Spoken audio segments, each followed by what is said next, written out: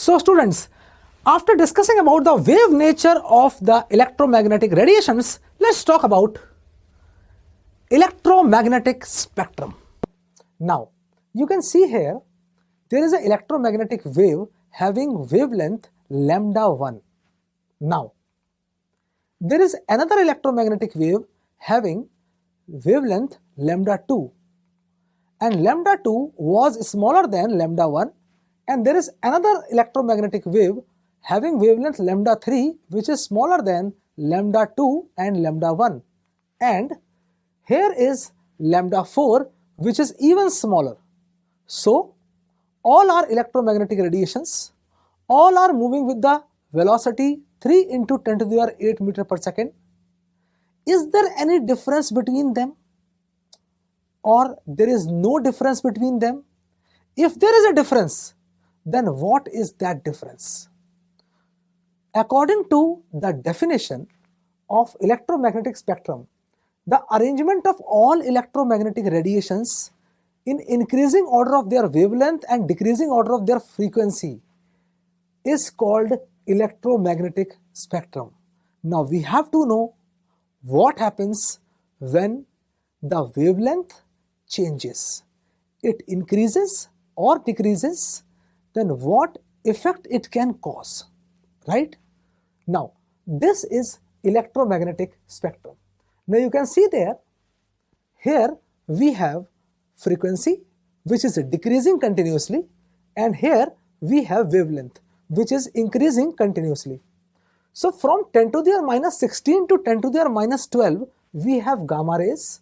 10 to the power minus 12 to 10 to the power minus 8 approximately, it is X-rays, 10 nanometer to 400 nanometer. This is ultraviolet, and if we go on increasing the wavelength 10 to the power minus 6 to 10 to the power minus 4, that is infrared, and the range of 10 to the power minus 2, this is microwaves, then radio waves, and then we have long radio waves.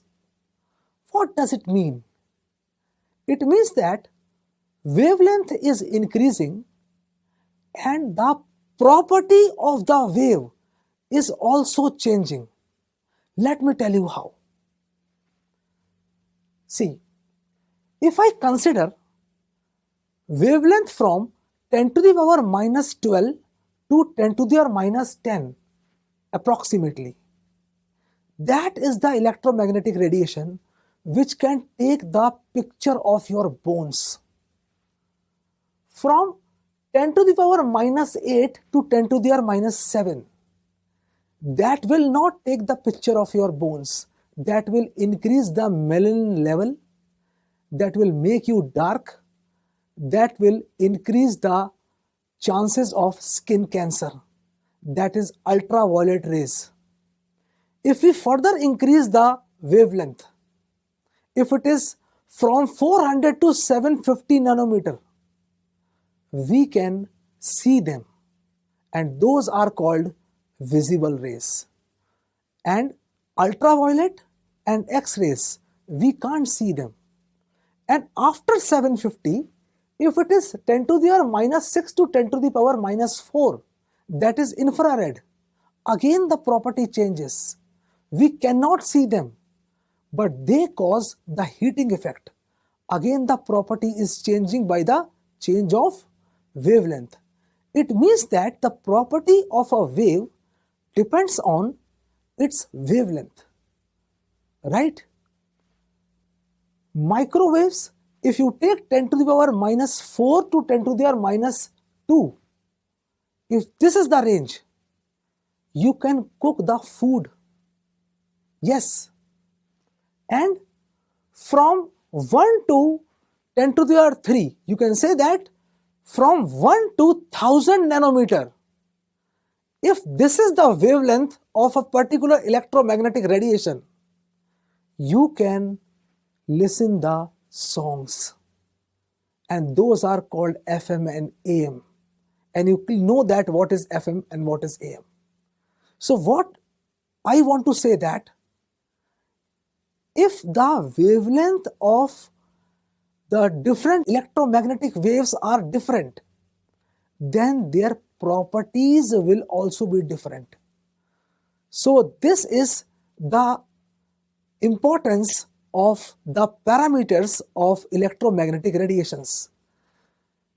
Means when the wavelength change, the frequency will also change.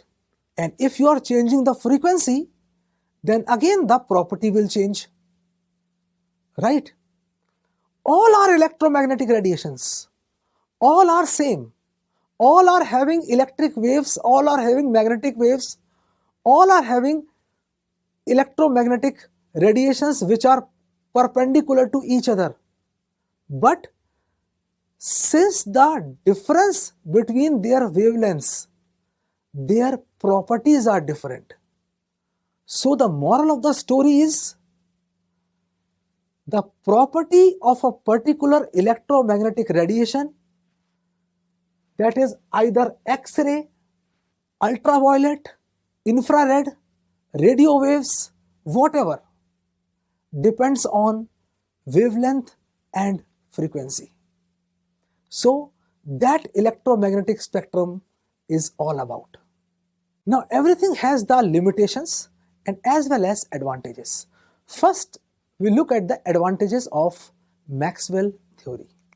The advantages were, it could able to explain the phenomena of the reflection, refraction, diffraction and the interference. But there were some limitations. The first limitation was black body radiation. Now what is that black body radiation? Black body is a substance which is a perfect absorber and perfect emitter of all type of lights. For example, you take an iron piece. If we heat the iron piece, it becomes dull red. Then it becomes bright red. After that, it becomes white. And after that, it becomes blue. Now we just discussed the properties of the electromagnetic radiations is governed by the wavelength. Right? And we saw VIBGYOR also there. When wavelength increases from 400 to 750 nanometer, the color also changes. But here, the colors are changing with temperature. So this was the limitation of Maxwell wave theory. He was not able to explain that why colors are changing without changing the wavelength. They are changing with the temperature. So a similar type of a graph is given in NCERT. Now this is a graph between intensity and wavelength, right? So what is showing, when we are heating a black body at a temperature T1, this is the temperature T1 and that is temperature T2, right? So first we are heating a black body at temperature T1, wavelength is increasing as well as intensity is also increasing, and the maxima which we will get, that will be at this point, means the intensity will be maximum at that particular point, or you can say that at T1 temperature when we are heating the black body, then at lambda 1 the intensity of the radiations will be maximum. But if we change the temperature, temperature is T2, where T2 is greater than T1, we are getting a different graph. So this graph is a different graph. In this graph, we are getting the maxima here, means we are getting the maximum intensity at this particular point, and the wavelength is lambda 2. And lambda 2 is not as same as lambda 1, they are the different wavelengths. Means when we are heating a black body at a temperature T1 and the temperature T2, we are getting the maximum intensity of the electromagnetic radiations at different wavelengths, right? So we can say that lambda 2 is smaller than lambda 1. Now this thing he was not able to explain. So this was the limitation of Maxwell wave theory. The second limitation was photoelectric effect. The photoelectric effect is whenever a light strike to the metal surface, the metal means the metal should be very reactive. Reactive means it should have very less ionization energy. If ionization energy is less, means the hold of the nucleus on the electron is less. So, electron can easily come out. So, we generally take sodium, potassium, rubidium and cesium for photoelectric effect. So, light is coming, you can see clearly from here, it is striking on the metal surface and electron is coming out. Now guys, if you want something to move, you have to hit it and you have to transfer the momentum. And momentum means the body should have mass. It should be particle. Now, it is showing the particle nature of light. And this he was not able to explain that how light can have the particle nature. So what happened?